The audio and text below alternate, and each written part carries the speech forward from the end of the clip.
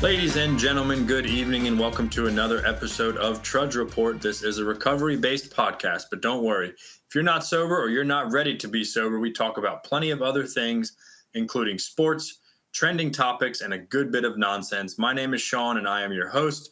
That funny-looking fellow in the corner is Corey. I'm joined by my good friends and fellow trudgers. Please remember to listen on Apple, Spotify, or wherever you get your podcasts. Our videos will still be posted each week so you can watch episodes on YouTube and Facebook. But as always, please be sure to download on your listening platforms. Remember to like and subscribe on all social media outlets with the handle @TrudgeReportPod. We are brought to you by Stella Mix Podcast Management and our wonderful producer and editor, Miss Janine Stella. Gentlemen, good evening. Corey, I'm sorry I missed you last week. I had to throw a shout out to you right off the rip. How are you? Let's start with you, Corey. How are you? Feeling better? Glad you're back. Yeah, for the most part, I'm okay. I'm still a little, believe it or not, like little lingering sickness going on, but like antibiotics and stuff, so everything will be fine. But I'm okay. I went to a shitty concert on Wednesday. Yeah? How was that? Who'd you go see? Listen, Stained and Breaking Benjamin. And do any of you guys like Stained? Not really. Like they're fine, but I like some Aaron Lewis's solo shit. Yeah, they're not great, dude. Honestly, and but whatever. That venue, dude. So the I Think Financial Amphitheater in West Palm Beach was my favorite venue, and I looked, Greg. Maybe you'll have input here. I looked. I've seen Dave Matthews in, I don't know, 13 different venues. Most of them were amphitheaters, I think. I think Financial Amphitheater was my absolute favorite, aside from the Gorge. The Gorge is like a whole nother topic there. Yeah, that's the Mecca. Yeah, but other than that, that's big, right? Like that's my favorite amphitheater out of all of them. And now it's garbage, dude. They're charging for parking now, $25, right? So I buy the parking pass, $25.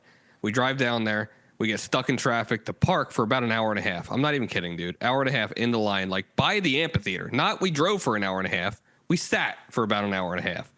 They overbooked the fairgrounds down there. So not only was there the concert, but there was a couple other venues like graduation, whatever. I mean, I'm not like trying to just bitch right now, but I'm bitching. Sounds like it. So let it rip, brother. But dude, it's like, and then that $25 that I bought the parking pass for, which is, anyway, they never even scanned it, dude. Like we finally get in there, nobody even scans it. There's no staff around to do anything.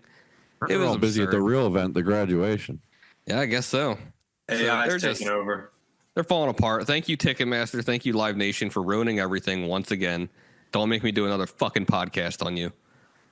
But yeah, that parking situation has only gotten more and more horrendous. Used to be the best, dude. Shawn, you know that grass lot that we used to park in? Yeah. It's great, but they didn't have it open. Yep. Is that the one where you refused to give me a ride home? I didn't refuse, Shawn. I had to clean out my back seat. Corey refused. I rode with Derek, and I did not want to ride home with him because he lives all the way in Fort Pierce.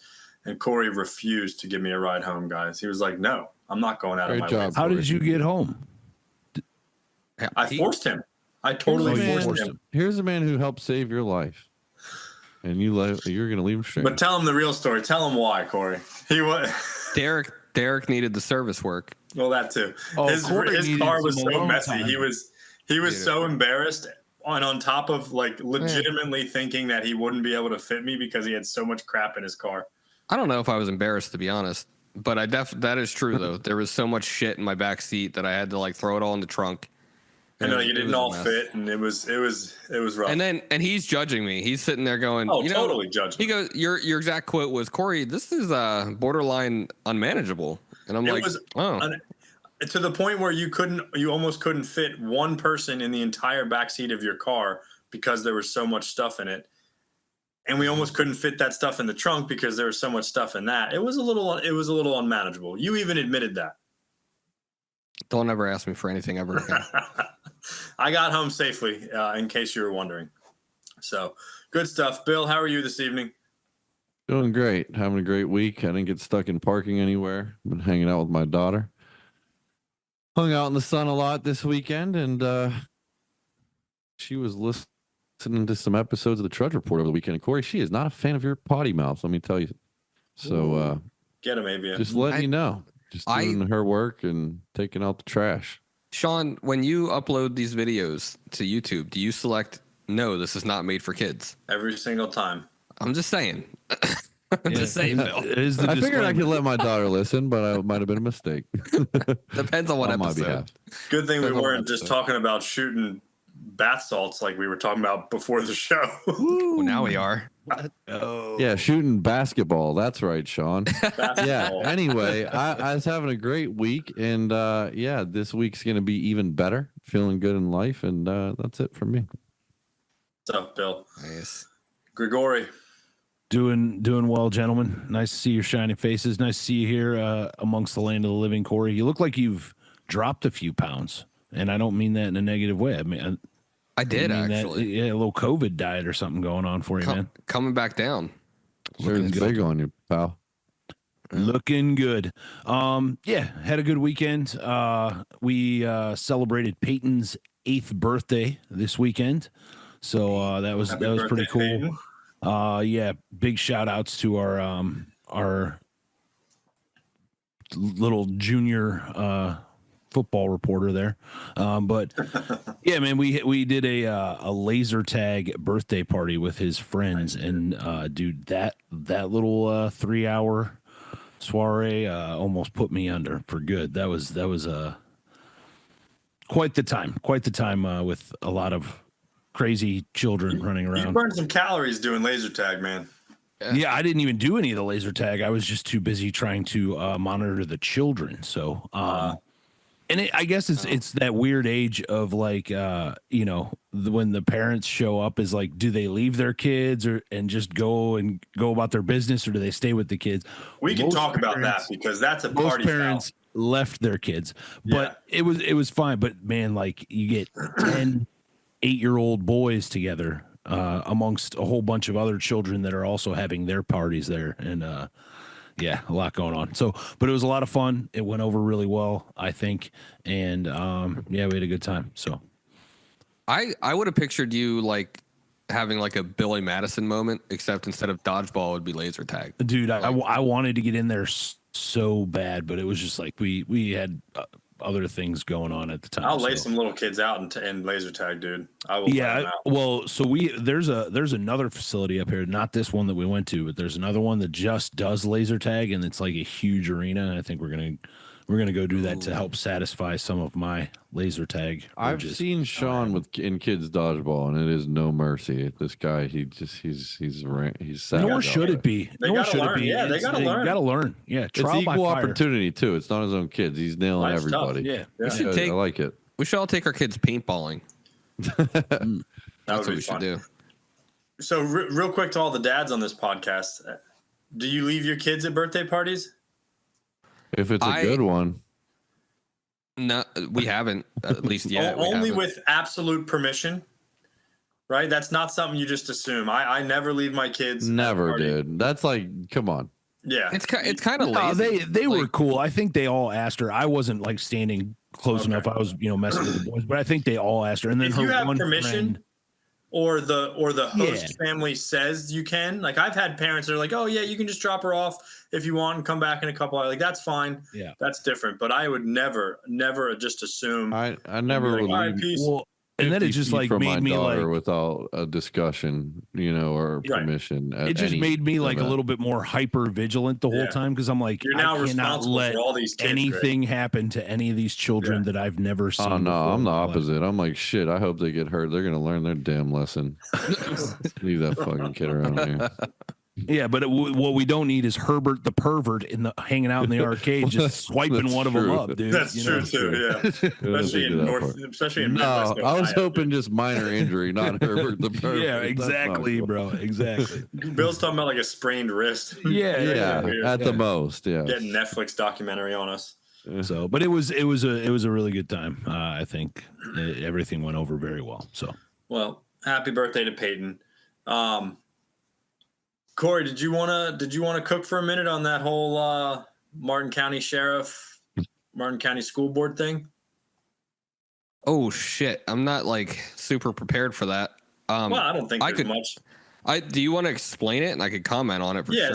So it's just, and for anybody who's not super local here, it won't really make a big difference. Although it could be a wider thing because every parent kind of has to, I guess, deal with this on some level. So our local county here, Martin County School Board, sent out a big email. Like it was like Friday night too, or something like that, or no, it was Thursday night. It was Thursday night because they got it handled the very next day. Basically the school resource officers in Martin County, the Martin County Sheriff's Office supplies each school, elementary, middle, and high school, and the charter schools.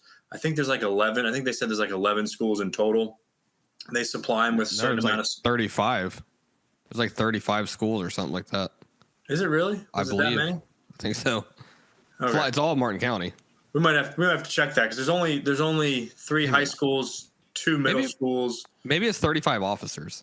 I think that's what it was because there's only like 11 schools. Anyways, the Martin County Sheriff's Office was trying to charge the Martin County School Board $2.4 million more for the next school year of what they normally charge. It was like something like $3 million. They wanted to charge them like $5 million for the school resource officers to receive the exact same amount of services and all that stuff.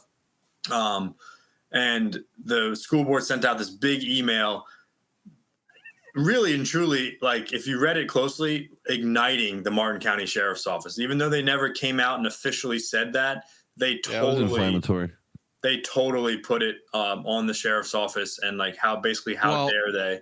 Hold on, Shawn. So what you don't know, I think, is that the sheriff's office put out a Facebook post the night before that. Okay, I did not know the plot thickens. What did that say? I did not know that. So that was actually in response to the sheriff's post. Yeah, that's why it came out so accusatory. Because it definitely was. And honestly, I was kind of like, it's kind of brilliant on the school board part because once that email is out and once I'm sure they put that on their social media, the sheriff's office would look like the total bad guy if there wasn't some kind of deal struck. Long story short, they struck a deal the very next day. It still sounds like the school board had to pay it's like 1.5 million more. So kind of close to that 2 million anyways. I mean, but it was like, and I don't know, I was thinking like, it's not as bad in the elementary schools, obviously, because they're elementary school kids. But I guess like I remember a time when there wasn't police officers in our high schools and in our schools. They just had like lame security guards. 10 years ago. Yeah, so that was kind of taken aback to me. But Corey was hot. Corey was firing it in there the next morning in our little group thread. And that's why I wanted to give the reins over to you on this one. But how many schools are there in the Martin County area that would need a police officer station? That's what we were trying to figure out. That's the thing. All of them. It's not about need. It's like they just supply them with. I think the elementary schools get 2, the high schools get like 4, or something like that. Middle schools get like 4. So roundabout number. There's like 35 officers, 11 schools, something like that. So you tell me you couldn't find like 35 veterans that would do it for much cheaper and probably protect the kids a little bit better? That is, yeah, that's a whole nother theory too. I mean, there's a ton of ideas out there as far as this kind of stuff goes. Let me say, so it set me on fire because like I've already, being a parent especially, but I've had strong views on like gun legislation essentially since I was in high school, really, and I have always had the same views on them. And we're not going to get political, obviously, but like it's something that I've always had a very strong opinion on. And then obviously the reason why we have these school resource officers or whatever is because we have a freaking problem in this country with mass shootings and school shootings and stuff like that. And I would also just say, just in general, violence, knives, like for sure. Yes, it's school shootings, but it's just the overall like violence and safety. But no doubt, like you just said, like not that long ago, did we not even have officers in our schools? Yeah. And Well, I Pittsburgh mean, might have always had them, but we don't know. Yeah, we have I mean, metal detectors. yeah, I was going to say some high schools have some type of security going on, and not just like a retired officer walking around. Like, dude, Definitely when I not pull all up, of them though, just a couple. when I pull up Back to then. Lucy School, like there's a Martin County sheriff there getting out Yeah, of the same. car a lot of the Same. time, and Unfortunately. that's nice. But anyway, dude, what pisses me off is that like both sides of the issue were like talking they said in every post or email or whatever, like, you know, our children's safety is non-negotiable. Well, no, it is, obviously, because that's what you guys are fucking doing. That's what you're doing. And like, it's all over money, of course. And like, I understand, like you got to pay for this stuff and people have to get paid, whatever. It wasn't, by the way, Shawn, like, and I don't know the specifics, so I won't dive too much into it, but like, it wasn't the same services that they were offering. There were the sheriff's office was trying to add on a couple like floating officers and like also another $650,000 in overtime, which I don't even understand that at all. But well, because all around the country, I think in most areas, police are understaffed because enrollment rates are down. Yeah. Because the police are so heavily scrutinized nowadays, so people aren't jumping in line to sign up to go be cops. And number one, and I think that so the officers that are in that county are going to have to work overtime, and I think that's part of what that is. But that's just a guess on my part. So, like, it's no secret that in America we have a huge debate on like gun control and gun legislation and stuff, and nobody's really, to my knowledge, from where I'm standing, found a very good solution so far. And I don't exactly claim to know what the solution is, but I do know that I've said, like, while we're hashing it all out on Capitol Hill in Washington and this and that or whatever, like, we need to treat the schools like we have an epidemic happening because it's scary, right? Like no families of victims of school shootings and things like that drop off their kids in the morning thinking that's going to happen.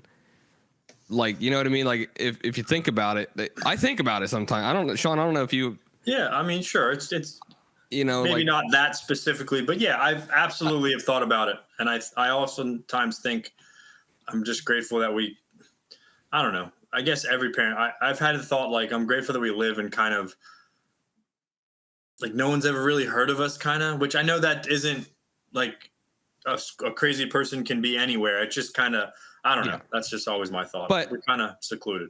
My point in saying all that is, like, I was super stoked when I started taking Lucy to school and realized that there was an officer in the school at all times.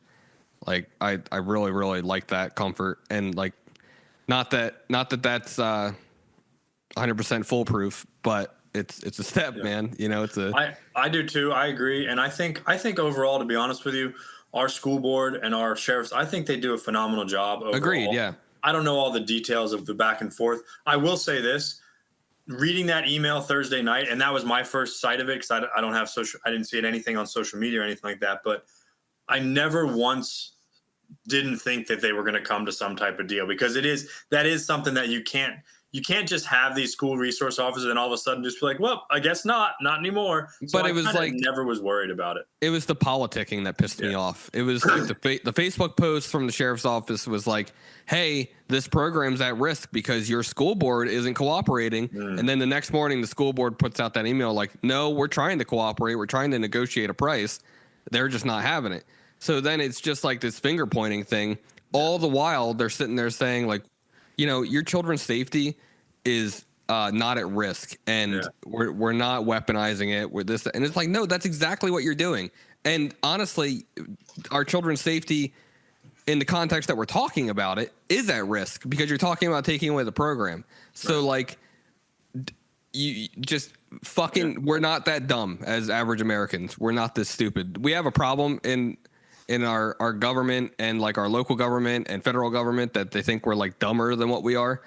Yeah. And we're not. So it's just, I hate seeing that on a local level.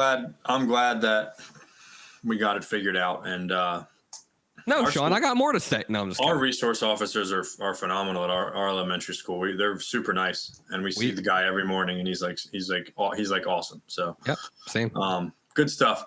All right, shall we transition into?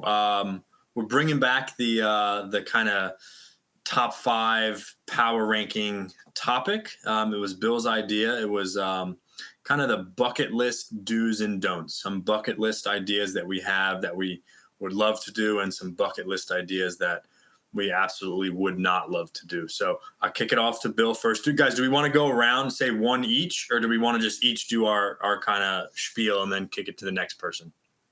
Let's let the whole thing rip. Each person do their own thing? Yeah. All right.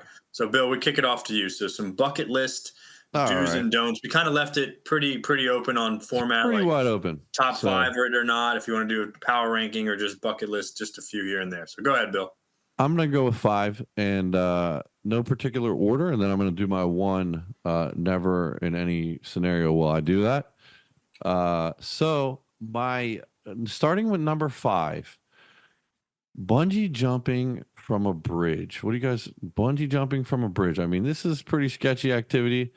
I've seen some fails online. I don't know if you guys dabbled in the world of bungee fails. Probably everything on my top 5 list involves a fail video, but it's part of the reason it's on a bucket list. To me, this all kind of sparks off with fear. Okay, so last year I was at Sailfish Splash Water Park. I was chasing my daughter. She wanted to go up onto the water slide. It's not a big water slide. It is a big water slide to my daughter if she's listening. But in the world of water slides, on perspective, it's not that big. Yeah, it's huge. So she wants me to go on the water slide. I take the water slide stairs. I'm going up the stairs.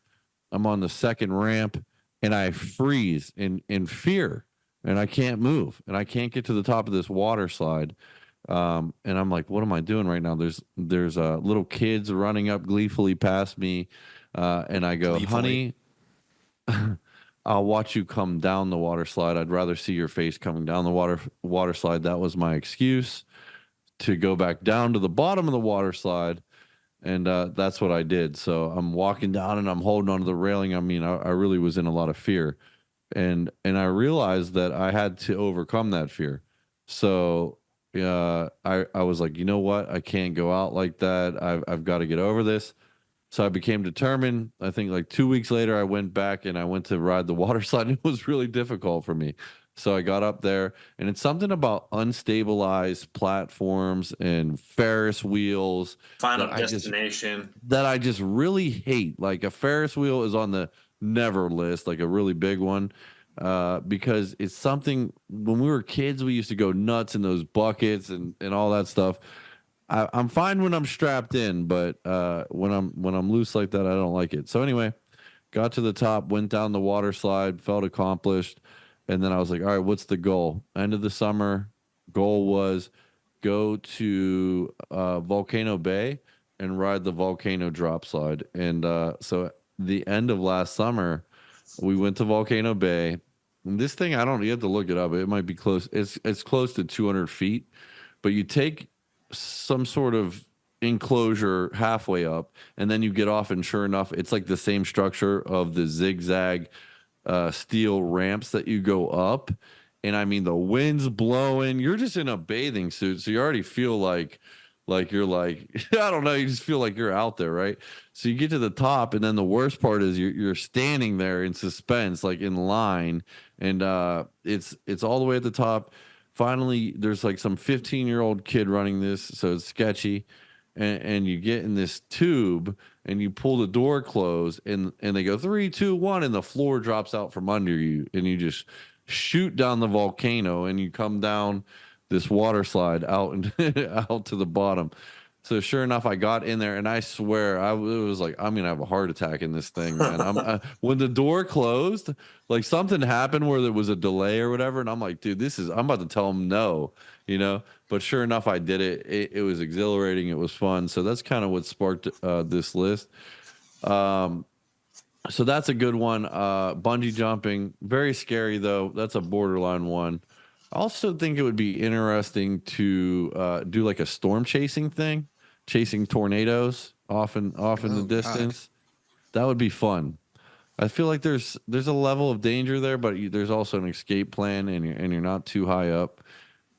So that'd be number 4. 3, I'm gonna go with small plane over the Everglades. Not jumping out of this plane. We're just getting a lay of the land. We're looking for the elusive 30-foot gator.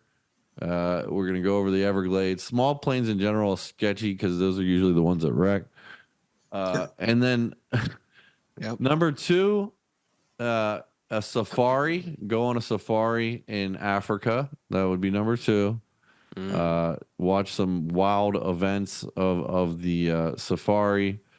Like I'm talking, go deep. Like get the sketchy safari package where they take you way in there and really see the action. So that would be cool. I'm definitely not trying to hunt those animals, but it would be definitely nice to see. They're hunting you, bud. No, over there you can go up and they'll say you pay X amount, rhino, this, that, every animal, you could shoot it. If I just would never glorify something like that. You can just go to Animal Kingdom.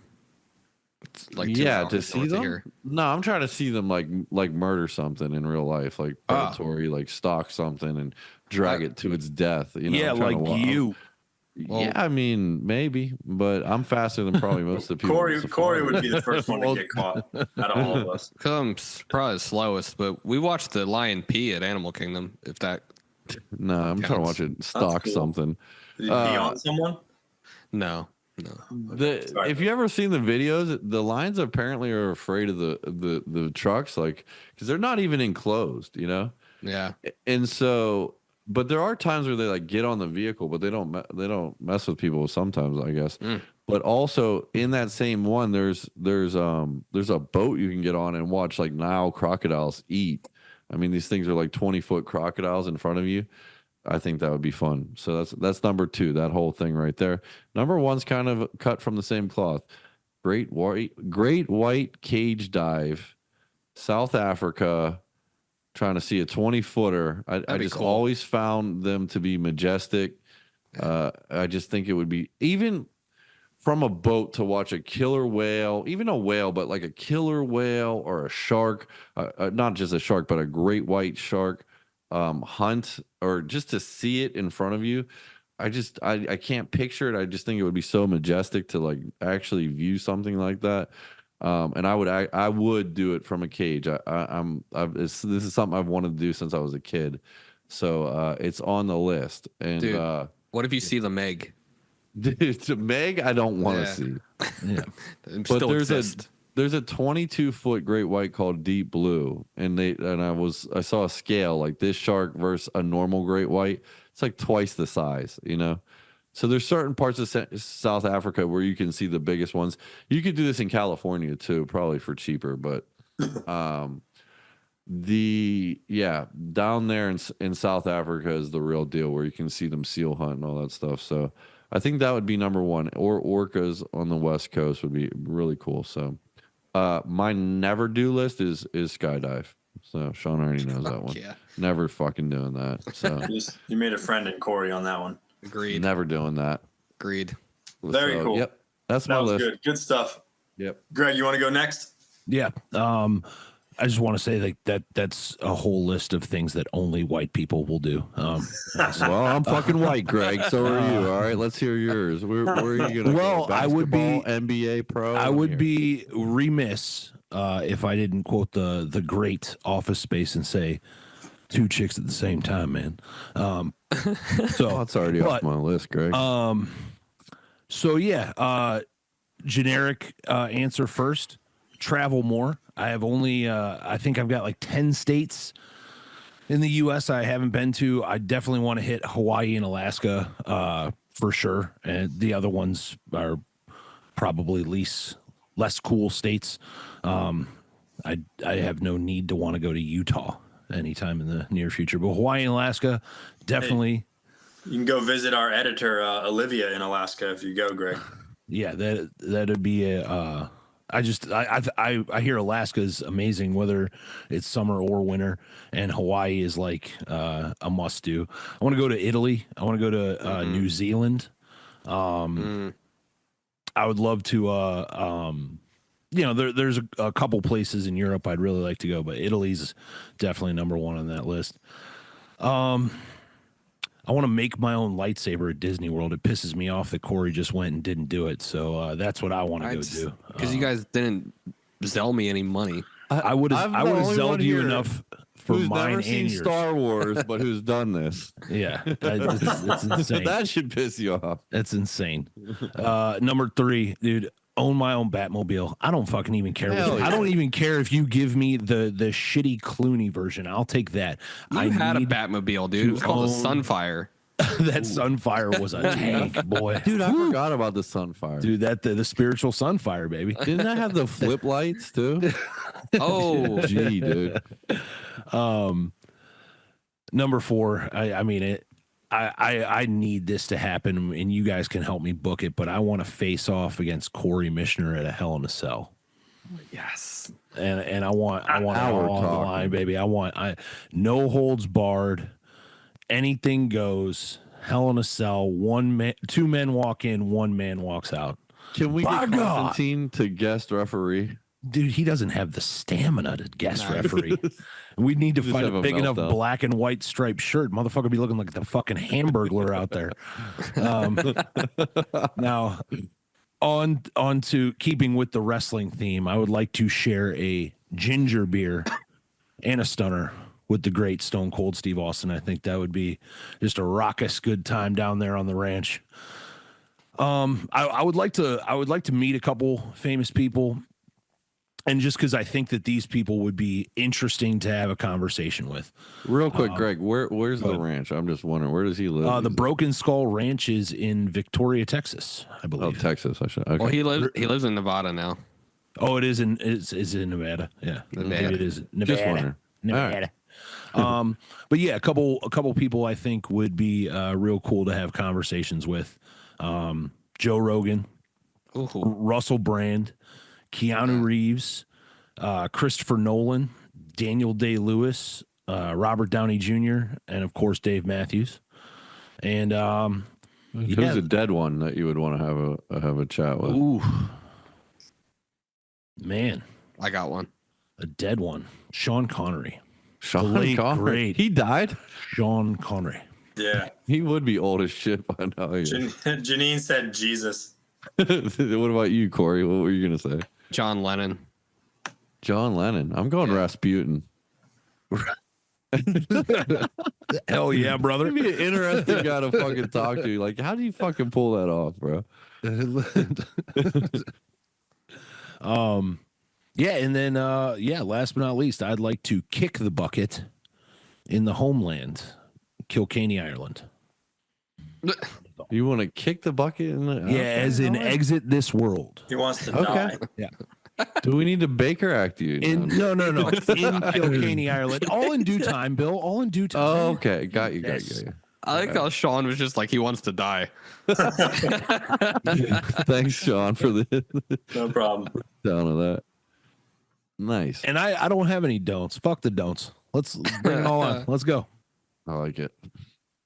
Very nice. That was good. Corey, you're up next, bud. Okay. My list sucks. Okay. A lot of it's similar stuff.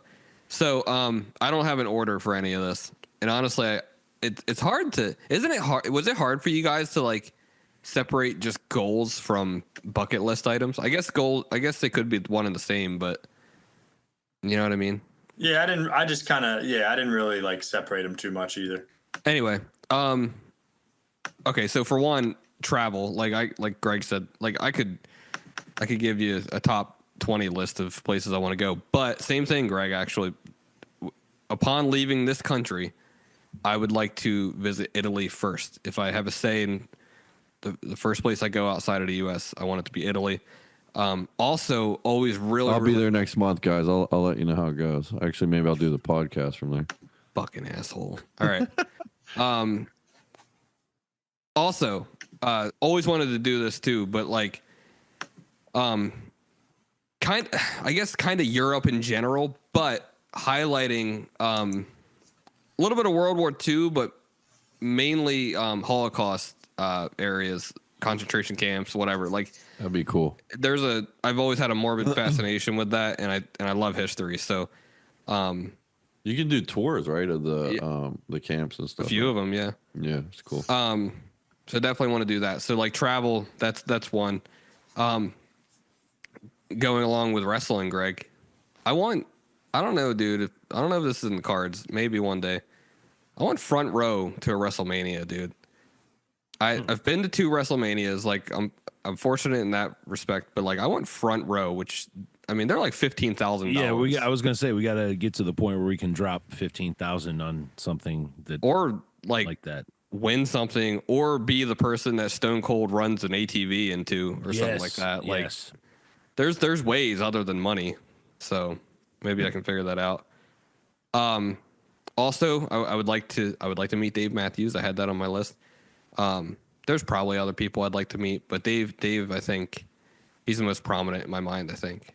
And then lastly is completely obtainable as soon as I want to get going, but I want to like almost professional grade recorded album.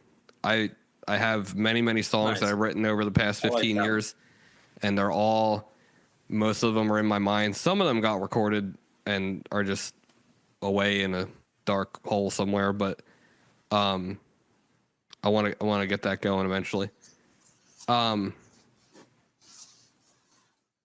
I don't know. There's a bunch of other obvious ones, but as far as don'ts, dude, same thing. Why do people jump out of planes, dude? Like, it's not right. It's not what they were made for. Oh, you got a backup parachute, okay? And if that one fails, I don't. And then you got people like Shawn who will tell me beforehand that he's going skydiving. And everybody. The backup one looks so sketchy too. It's all little. The backup. It's just how often do you think the backup one gets checked too? You know what I mean? Yeah, like, exactly. You know, if you're going to these seedy jump spots, they haven't checked the backup one in like 3 months. I can't. I don't know. What's the death rate on that? Often, right? Isn't like one a year? I did not look that up, Greg. If you want to look it up, feel free. I didn't think that was good for the psyche to look that up prior to jumping. Anything that involves heights and like, so I don't want any parts of that. All right. Well, I'll that's a good segue right into mine then, because a couple of mine I guess I've achieved a couple of them already, but skydiving would be one of them, and I have gone, and it's like it is otherworldly. There is truly nothing like it. And you want to know the best part about it is, besides landing, is when you do jump out of the plane, that moment of like, there's like a complete moment of freedom and liberation of like, oh, well, if this is going to be it, this is going to be it. And like that, there's something really, really cool about that. Really terrifying as well, but like really kind of freeing, a different level of freedom. But it was phenomenal. I also, and I stood by this, maybe I will one day, I don't think I ever have to do it again. Like I did it once. I've had the experience. I have the video. I don't think I have to do it again. Along those same lines was I went on my honeymoon, I went ziplining in the jungle, like hundreds and hundreds of feet up in the air in this jungle canopy, and just really cool stuff. Not your local YMCA campground zip line that's just, linear just about. Like this was truly like you had to walk up. It reminded me of remember the movie Hook and the Lost Boys and how they had all the walkways in the jungle and all that stuff. Yeah. You had to walk up those kind of things, and you would zip line to one part and then stop and then zip line to another part. And was this on the resort or was this? Yeah. It was on my. That would make me feel a little better. Yeah. Well, it wasn't on the resort. It was like off ground. It was like an excursion we booked off ground. Was this way scarier than Vegas zip lining? We zip lined way scarier than that. Yeah. Yeah, way scarier. I mean, that was 11 stories. Vegas one was scary. Vegas one was scary because you just didn't know how much upkeep and maintenance they put into it. For some reason, the one in the wilderness of Costa Rica seemed a lot safer. I don't know why. I don't know, dude, Wow. because the one I went on in South America did not seem safe at all, nor did it seem well maintained. Also, they didn't give us like a hydraulic brake. It was like a chainmail glove. Oh yeah, leather. glove. Yeah, it had leather on it, and that's how you start. And like that's it what was, I had. Yes, it was rough, dude. Yeah, we didn't have the hydraulic. I didn't even know they had hydraulic brakes. No, For that. dude, no. The was one we had though was like it was like a company that did it, and I don't know. It seemed I don't know. It just seemed reputable or whatever. Yeah, but, like it was an excursion we did through a cruise, but yeah, it was because you get up there and those dudes don't speak English. They don't look like they belong. And they like to mess with you. They like to like joke around, like, and they'll do stuff like that. They would drive Corey nuts. Beat the crap out of them. Those two things I've already done. Then there would be something on my list. I like the bungee jumping. I would do the bungee jumping, I think, Bill. Oh my God. Or like some type of like spelunking or cave diving or something like that. Spelunking. What's that? Cave diving. Cave diving. Oh hell no, dude! Hell yes, brother. Hell no! You ever see that guy get stuck upside down? I try not to search the fail videos. I don't know. God, dude. Maybe you should. Maybe I should. So, on that list Healthy too would have been like the all-inclusive resort in a tropical country, which we did for our honeymoon, Costa Rica, which was phenomenal. And you want to know what one of my lasting memories of that is? We got into our hotel room, and they had hard liquor on tap. They literally had like 4 hard, like rum, vodka, whatever on tap, along with 2 beers on tap in our hotel room. And you put your mouth right under that. Huh? You put your mouth right under that sucker. I just remember thinking, like, sneak?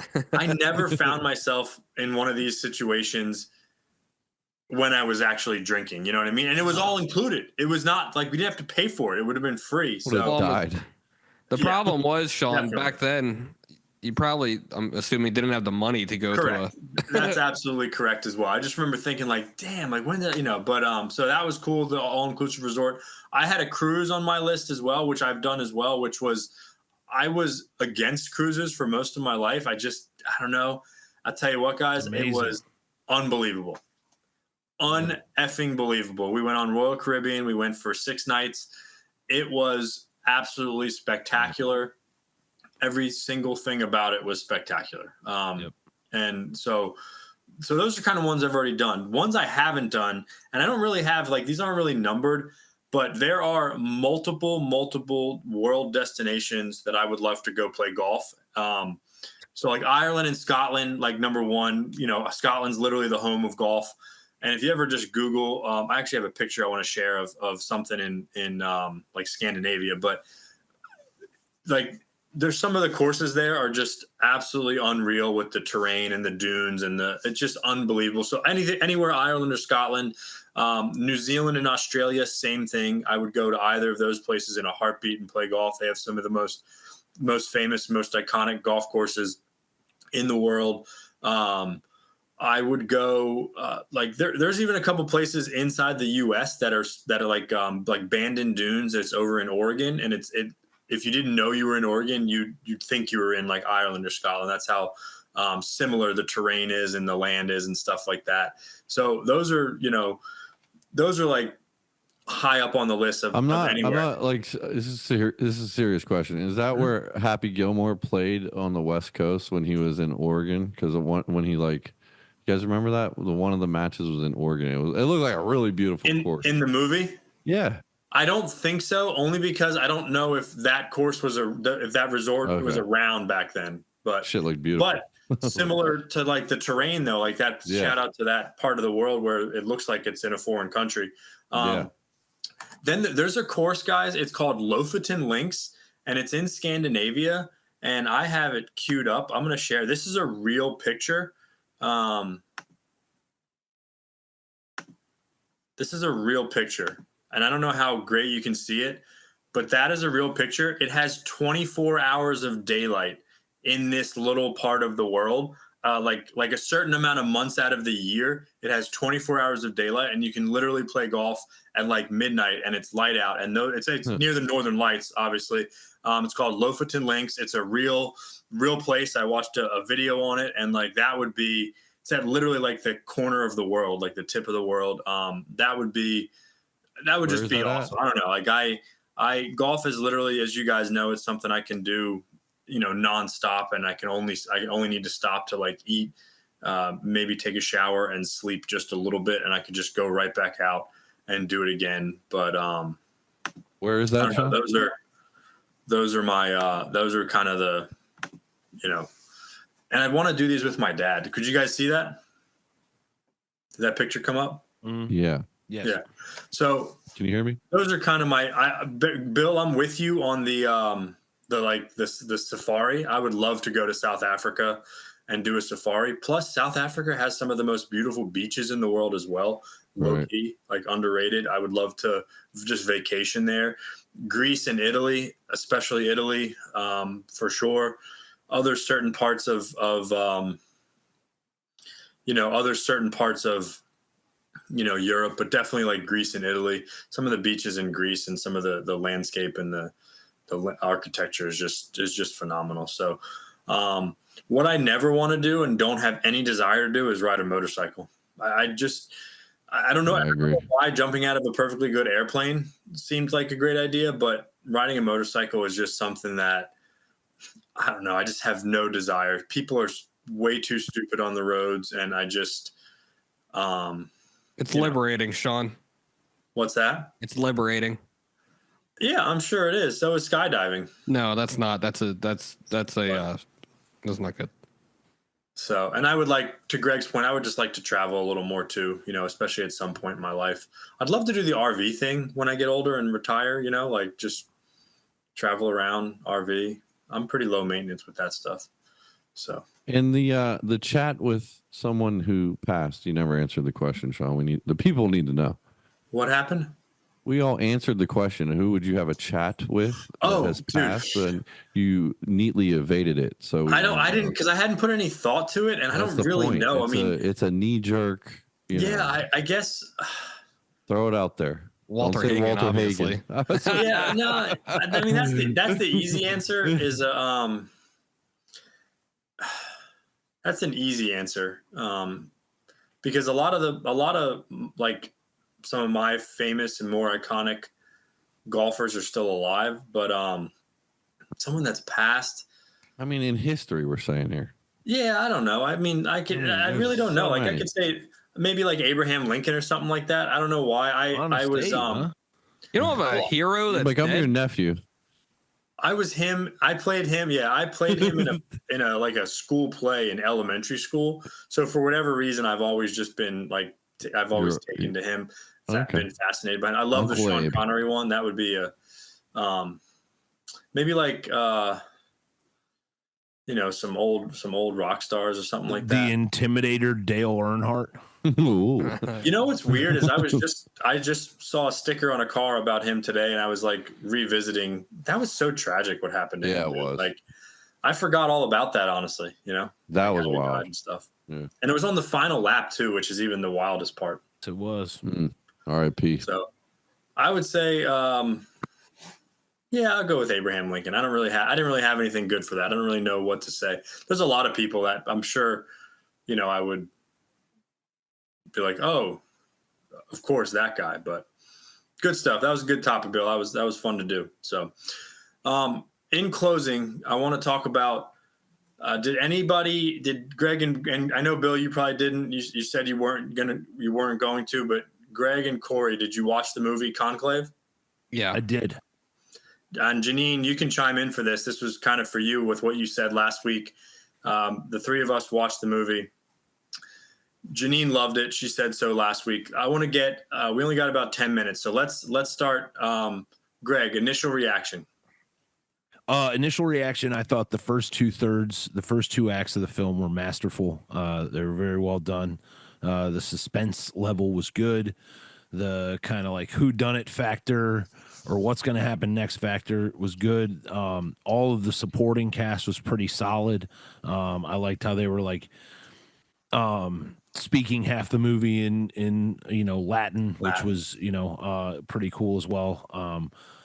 Ralph Fiennes is a phenomenal actor, absolutely phenomenal actor. Phenomenal. He's been great for decades, in so many different roles. It was great. I thought the ending deflated the entire movie. Sucked. I was like, dude, that I was waiting for Stanley Tucci's character to get the nod. They never really give any reason why that dude doesn't get the nod. No, because he took money. He took the money from John. Oh, is he was one of the blacklisted guys in there? Yeah. Okay, all right.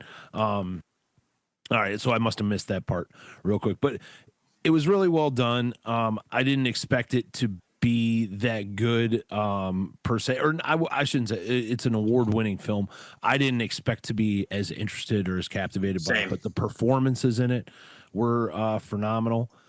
But all in all, like I said, the ending of it just deflated for me. And to me, if you want to watch a great movie about scandal within the Catholic Church, I don't think you can top the old Spotlight with the great Michael Keaton, which is a phenomenal true story about how the Catholic Church and the Vatican covered a lot of horrific stuff up. So that is a better choice in my opinion. However, I thought that I'd give it a 7.5 out of 10, and that's just based solely on the performances and the direction.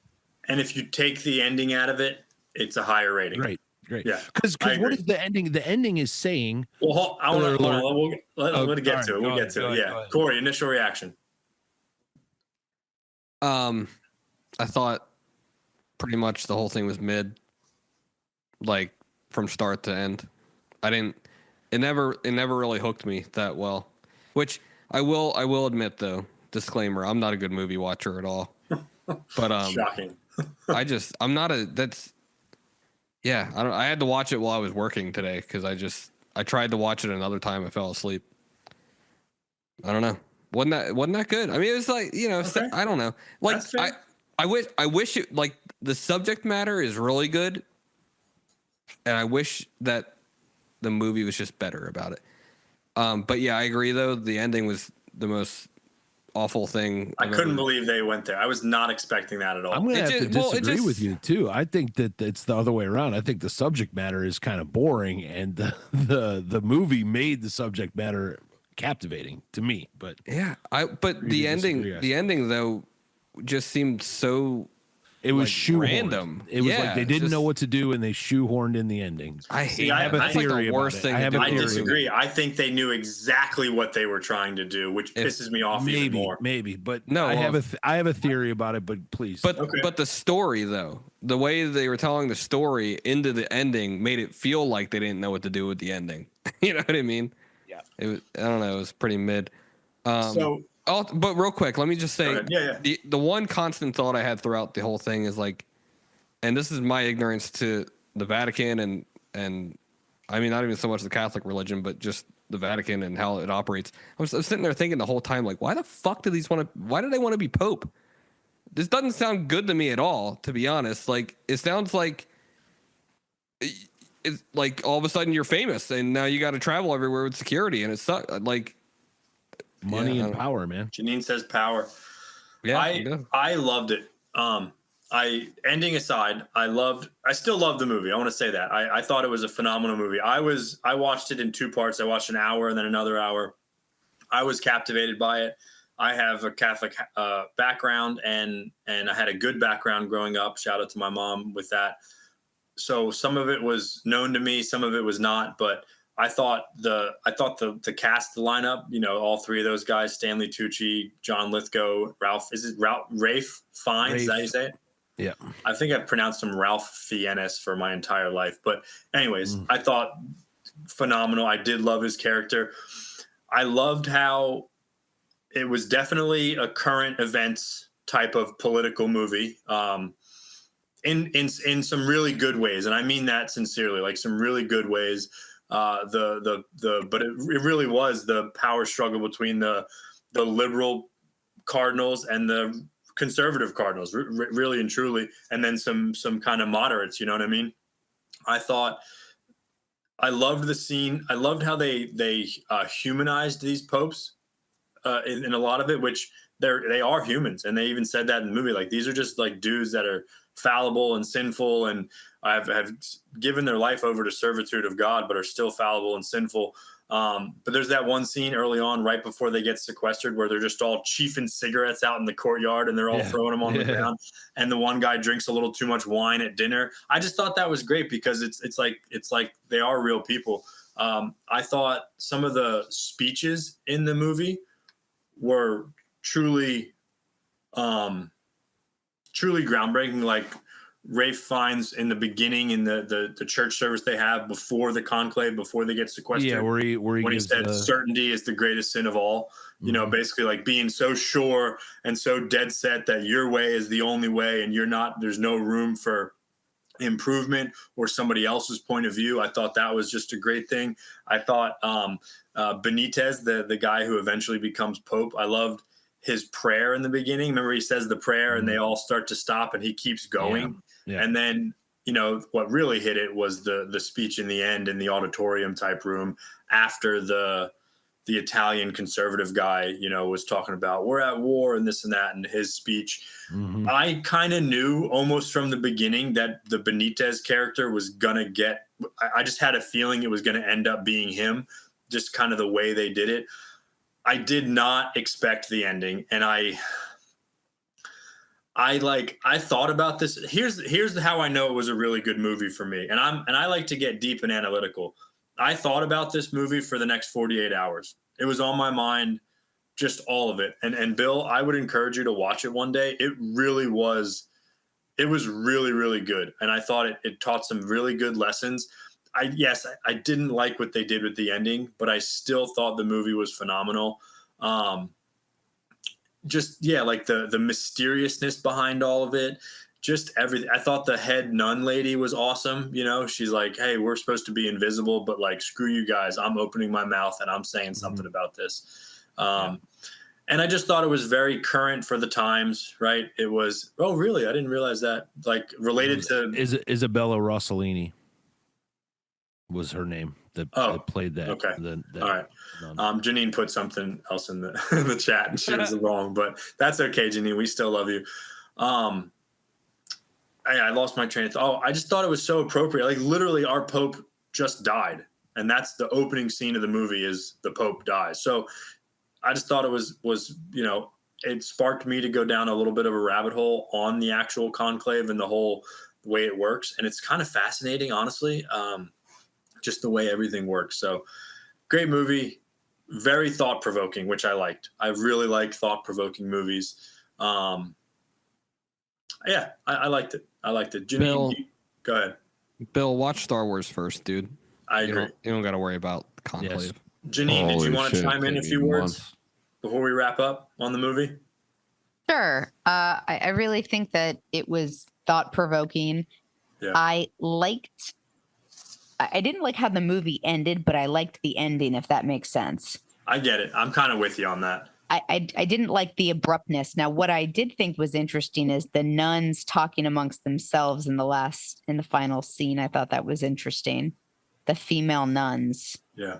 Talking like they're like, oh, it was almost like, oh my gosh, you know, it was so interesting. But I love the acting. I thought it was phenomenal. I thought it humanized the cardinals and made them, and being Catholic, you and I both grew up in the same manner, and being raised in the Roman and Irish Catholic Church is just another level that a lot of people that weren't raised like that don't understand. It's just a different way, you know, our Italian roots were just, But anyway, I liked it a lot. I thought it was very thought-provoking. If a movie makes you think for days afterwards, it did its job. And whether you liked it or not, it was good. It was good. That's all. I agree. Stella out.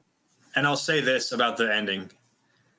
The quote that Benitez has, the eventual Pope, and I might paraphrase this a little bit, but he says, the old Pope that passed away knew, right? He knew the situation. I won't spoil it, Bill, if you ever do watch it, but he says, he saw me, meaning the ex-Pope, the one that died, he saw me as God sees me. And I just thought, no matter how I feel about the content of the ending, I just thought that was like a very powerful quote, right? Because God doesn't see, the God I believe in doesn't see anything but like his perfect human beings or his imperfect human beings that he loves, and that are fallible and sinful, but all of us kind of have that good in us, man, and we can use that good to do good. So I don't know. Great movie. I got a dumb question to take us out here.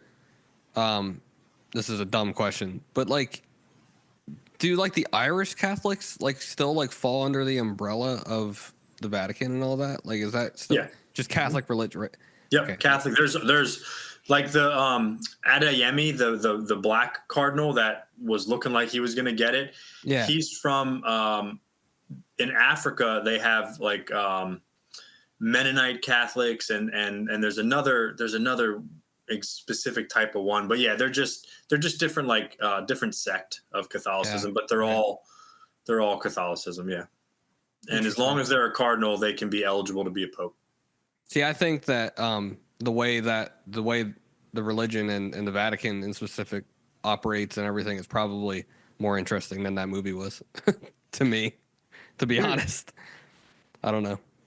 I think it helps when you know some of that history, you know what I mean? Probably, yeah. And then you can see it because there was a lot of accuracy in it. I think it seemed like it was very it was all accurate. historically accurate for sure. Yeah. One thing, and like kind of taking us out here or whatever, but this my favorite thing with the movie and something that stuck with me because I feel like it doesn't just translate to the church or to religion or whatever, even though it's talking in the context of religion. But I think this is something that we could all apply in all walks of life, and certainly, in our current political climate for sure. Yeah.